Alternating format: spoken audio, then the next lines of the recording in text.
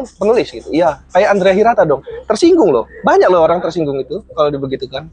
Apakah sastra dalam artian secara umum, apakah novel, puisi secara khusus apa semua itu bisa nggak kita membicarakan seheboh itu di Bisa. di media? Bisa, hanya kita harus cari strateginya loh. Terus cari caranya. Tidak mungkin cara yang sama kita pakai 2 kali. Nanti aku titip ke Ferry. Ayo kita pikirin gimana caranya supaya sastra ramai. Tapi harus berdampak kepada ekonomi, karena kan biasanya kalau kerebutan sastra itu nggak berdampak ke penjualan masalahnya. Betul. Tapi itu kita harus pahami sebagai ini, Pak. Sesuatu yang natural sekali ya terjadi ya. Ada satu komunitas yang merasa melakukan sesuatu yang penting, tapi publik tidak menganggap itu penting. Kita jadi menutup diri tuh. Kayak filsafat juga kan.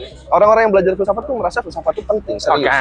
Tapi publik, misalnya pekerjaan untuk jurusan filsafat, ketidaktertarikan dunia terhadap apa yang kita lakukan, itu membuat kita tuh semakin menutup diri. Jadi kita pengen urusan kita buat YTTA aja, buat yang suka aja gitu. Kalau ada orang luar, kita cenderung kayak lu siapa, lu belajar di mana gitu. Kita cenderung menutup, nggak mau gitu. Nah, sama sastra pun kurasa begitu.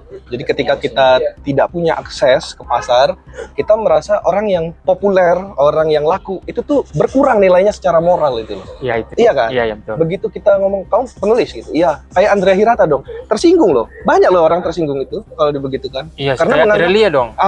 Karena menganggap oh dia kan nulis populer, saya penulis sastra gitu. Ada ketersinggungan gitu. Karena dia nggak bisa masuk, dia nggak punya akses, dia menganggap orang yang punya akses itu sell out itu loh. Kurang secara moral dibandingkan dia. Iya. Nah ini yang sebetulnya harus diubah. Ini yang kayak, loh kalau kamu jadi penulis, harusnya kamu berharap bukumu laku dong. Iya. Kok bisa kamu pengen nutup gitu? Ya gitu. Mentalitasnya itu kurasa. Iya aku mengerti itu karena aku pun pernah mengalami ya, pernah merasa kayak gitu juga gitu. Tahu bahwa kita semua butuh uang kan, harus berpikir toh kita kayak apa salahnya kalau laku? Justru harus laku. Harus laku supaya untuk bisa hidup gitu. Betul. Kalau nggak mau laku ngapain kamu terbitin? Itu dia.